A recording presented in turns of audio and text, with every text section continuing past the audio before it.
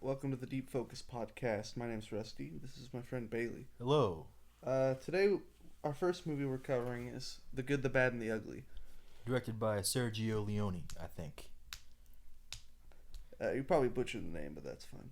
Yeah, excuse Rusty, he likes to crack his fingers a lot.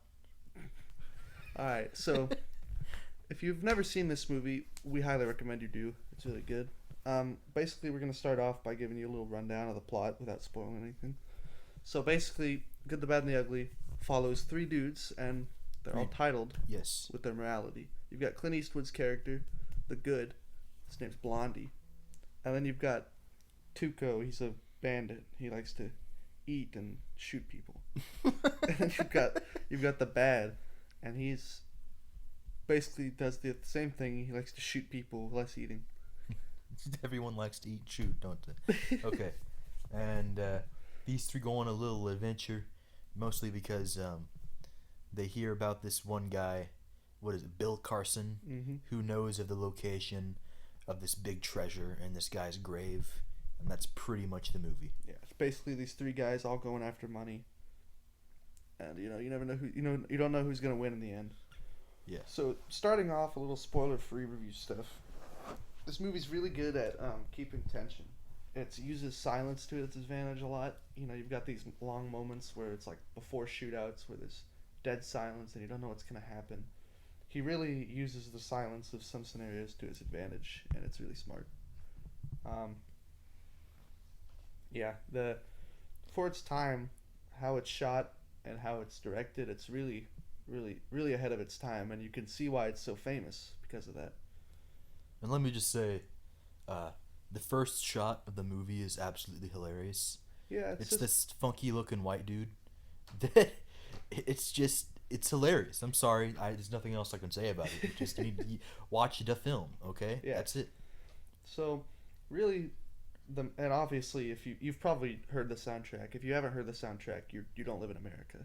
Like, it's probably one of the most famous film scores of all time. You know what we're talking about. We're talking about, wah, wah, you know what we're talking about.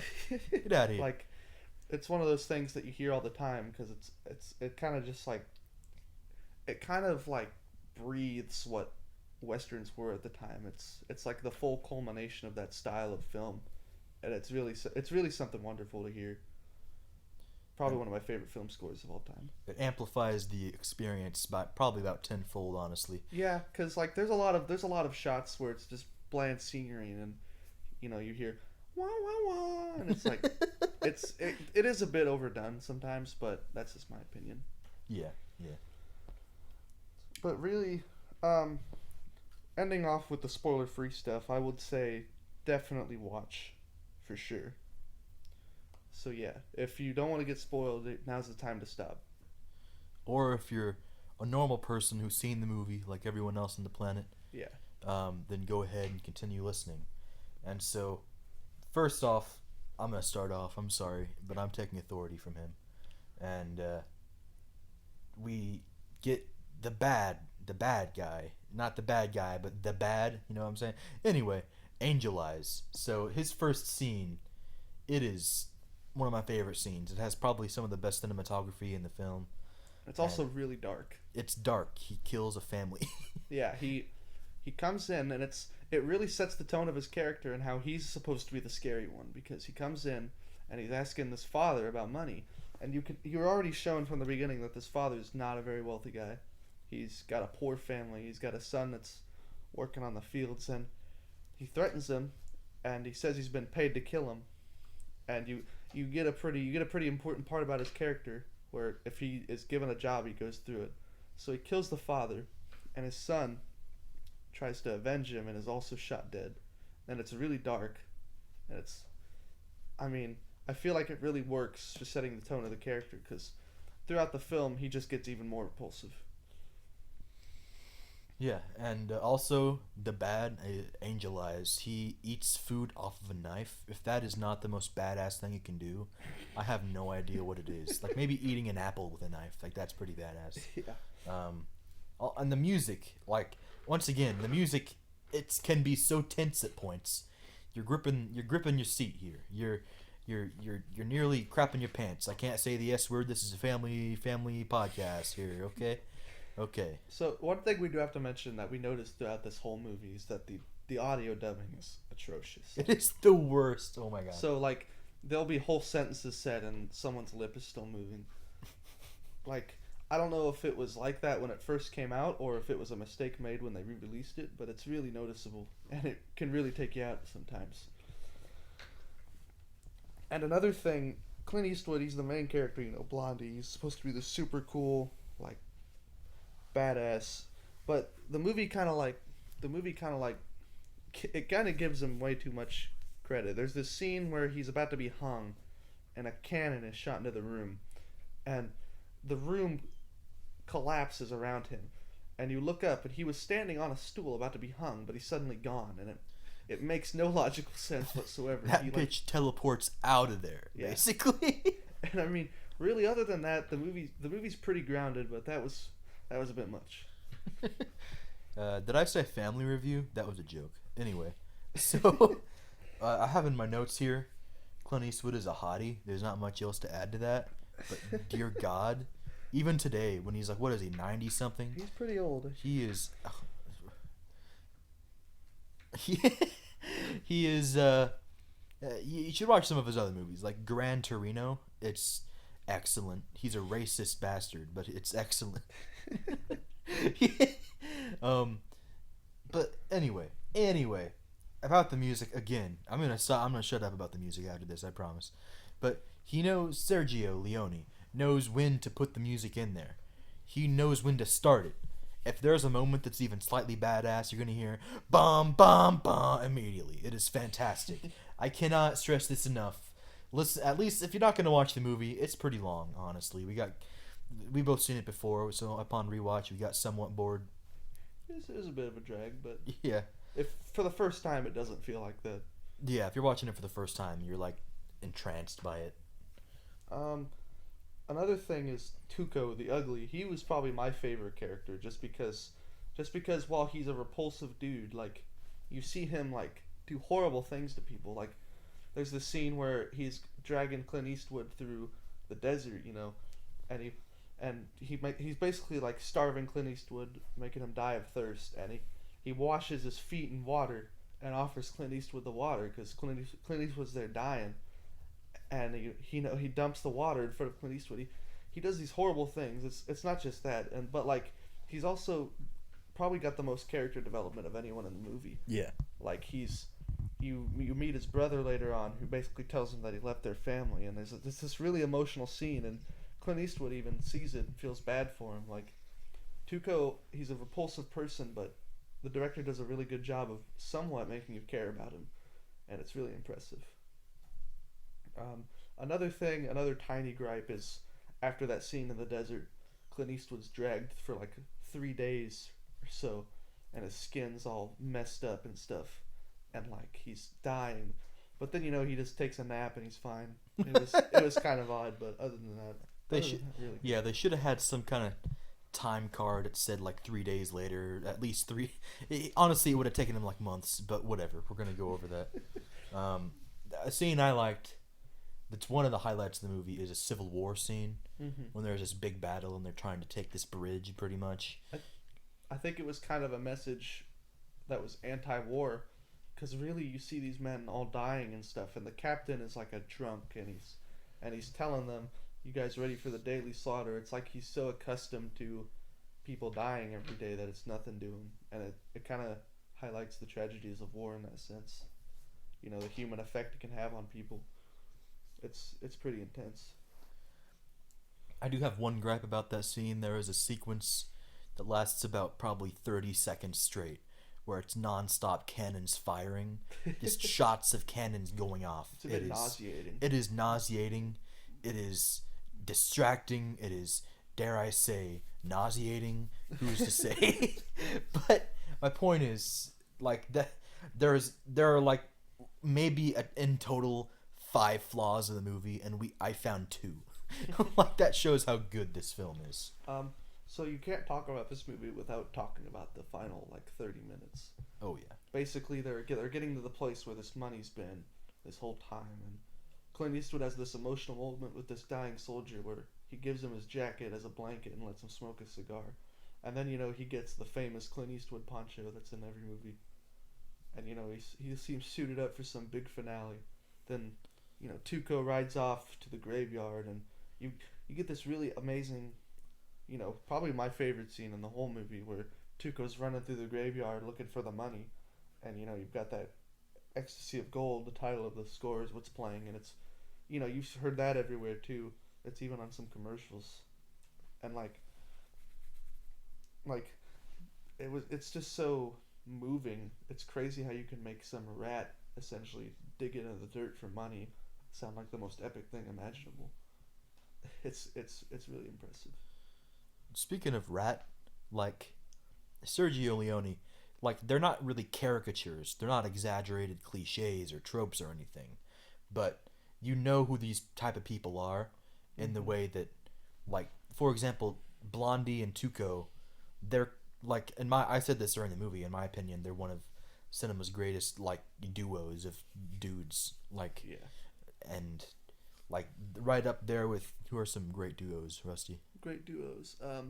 Iron Man and Rhodey. Sure. Han and Luke. Han and Chewie. Sure. Yeah. There we go. You've got, what else? I mean, there's quite a few. And especially the scene whenever Tuco and Blondie are rigging the bridge to explode. That's that's some good cinema right there, folks. Yeah. And really, like, they're so simply named, their character names essentially, but they really the actors themselves really fully encompass what they are. Like, the ugly Tuco, he's a really ugly dude. Like, he does horrible things. He robs stores. There's a scene where he's literally talking about assaulting women, and like, it's like casual to him, and it's crazy. And you've got the good, Clint Eastwood. He basically takes on the stance of a classic Western hero, and like the coolest fashion ever. And then you've got the bad, and we've talked about him a lot, and you know about him. So, like, really, all these three characters, I think they're really what drives the movie and makes it as great as it is. I think without these characters, this wouldn't be as famous as it was, for sure. True. So, I think to wrap up the review, really, like, just overall, all of these things we tell you, they culminate into this big finale that you've probably heard of before, because it's one of the most famous film endings ever. You've got these three dudes, and like the music rises at the perfect pace, and they're all standing for this big shoot off, and you've got them in their classic gunslinger poses, and it really culminates in it's really one of the most well structured plots I've seen in a while, and I think modern movies should really take more of. There's kind of some movies that just miss that classic simplicity. So, because you don't have to make some grand, elaborate, like, thematic movie to move people. I mean, I still do love Avengers Endgame. Shout out to my boy Kevin Feige, but but the simplicity of it, as Rusty said, it is fantastic. Like, it's just at points, it's just shots of their eyes, and it makes you feel so emotional. Like, whereas nowadays it takes like 50 characters on screen, plus them all saying some amazing line. Like, here's just eyes, and you feel like more emotions than you would in some grand movie today. Mm-hmm. So I think a good way to start topping things off is a little segment I like to call the list off, where I give some categories and basically we say what our favorite thing was. So first off, I always like to start favorite character. Mine personally was Tuco, because I feel like he's just, even though he's a bad dude, his actor really played him well, and he's kind of the comedy relief of the movie, even though he's a POS. But yeah, that's my favorite character. For me, it's Clint Eastwood's character Blondie, aka the man with no name, and Rusty and I are still somewhat debating on if the trilogy, the Dollars trilogy, are all canon with each other. He thinks they are. I think they're just kind of spiritual successors to each other. The Fistful of Dollars, A Few Dollars More, and The Man and Good, Bad, and the Ugly. But Clint Eastwood, he's just his character. He's the definition of cool. Mm-hmm. He makes you feel like if he's around you, he's got your back. even though he does a few things in the movie that would contradict that. But I'm going with Blondie here. Yeah, he's. So favorite moments. What was your favorite moment? Oh, the ending. Yeah, that's fair. It is really good. Like the big standoff. It's probably one of the most iconic scenes in movies of all time. I have to say that was my favorite moment too. But to have a little fun and include something that you wouldn't hear everyone say. I really like the scene with Tuco and his brother in the chapel. It really humanizes Tuco. Makes him really stand out. It's really good. So now pros and cons. So pros for me were definitely it uses, like I said earlier, it uses silence very well. Like the silence really builds tension in this story. Scenery is really great.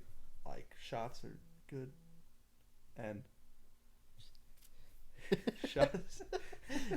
shots are good, and like the cinematography is great. It's very nail biting. Like I said, this movie gets intense. Don't watch this movie if you're feeling anxious today. Like it will not make you feel better. It's got very good exposition. It puts you into the story very well. Gets you really immersed. It's really good at that. And with the whole Civil War scene, it gives a really great message on how war essentially is bad.